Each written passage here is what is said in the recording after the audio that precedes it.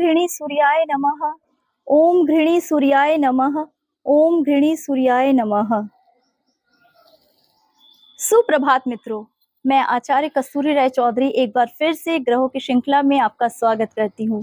मेरा आज का जो ग्रह है वो है सूर्य देवता। जी हाँ, सूर्य नारायण, जिसको हम आत्मा का कारक कहते हैं, पिता का भी कारक कहते हैं, क्योंकि ये हमारे ज्योतिष शास्त्र में ग्रहों के राजा हैं और हमारे घर के मुखिया तो हमारे पिता ही होते हैं। जितने भी पितृ होते हैं उनको भी पूजने के लिए सबसे पहले हम सूर्य भगवान को ही जल देते हैं। इसके पीछे का भी तो कारण है, क्योंकि अगर पिता सक्षम है, हमारा नेता मजबूत है, तो हमारा घर परिवार, हमारा जीवन बहुत ही आराम से कट जाता है मित्रों। तो चलिए, आज का विषय शुरू करने के पहले मैं आपसे कहूंगी कि आप मेरा ये जो YouTube चैनल है आधुनिक एवं तार्किक ज्योतिष, उसे लाइक, सब्सक्राइब और शेयर करें।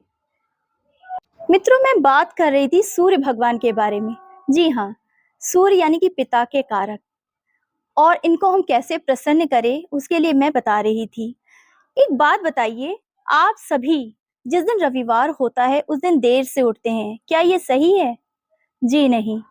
यहाँ हम भारतीय पूरब के देश में रहते हैं और पूरब के देवता होते हैं सूर्य नारायण, पर हम लोग देखिए रविवार को देर से उठते हैं और देर से सोते भी हैं। क्या ये सही है? बिल्कुल नहीं।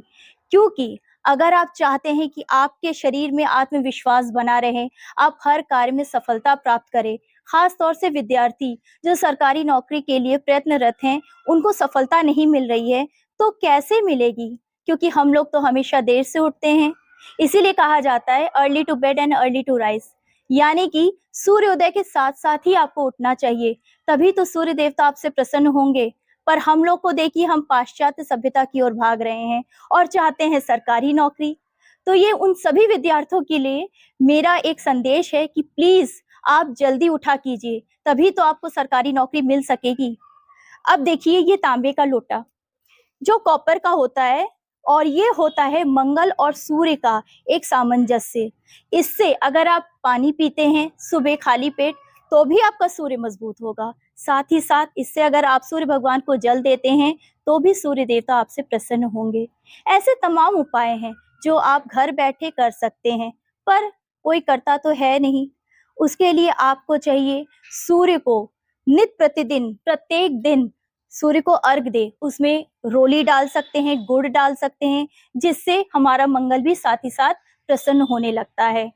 और भी उपायों में हम जैसे सूर्य देवता को प्रसन्न करने के लिए आदित्य हृदय स्रोत का भी पाठ कर सकते हैं, जिसका डिटेल आप डिस्क्रिप्शन बॉक्स में देख सकते हैं।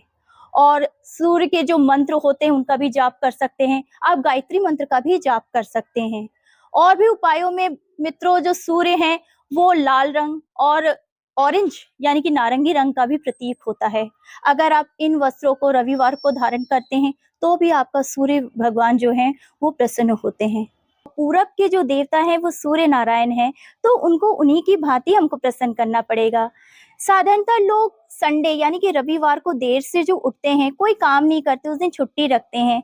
आप बताइए, जो 9 ग्रह होते हैं सबको प्रसन्न करने के लिए हम वैसा काम करते हैं, तो सूर्य देवता को हम अवहेलना कैसे कर सकते हैं? उस दिन तो आपको भले 1 घंटे के लिए ही सही, आपको उस दिन तो विशेष कर काम करना चाहिए। अगर आप ऑफिस जाते हैं तो कुछ नहीं, आप कोई ऑफिस का काम लेके ही थोड़ी देर के लिए कर सकते हैं।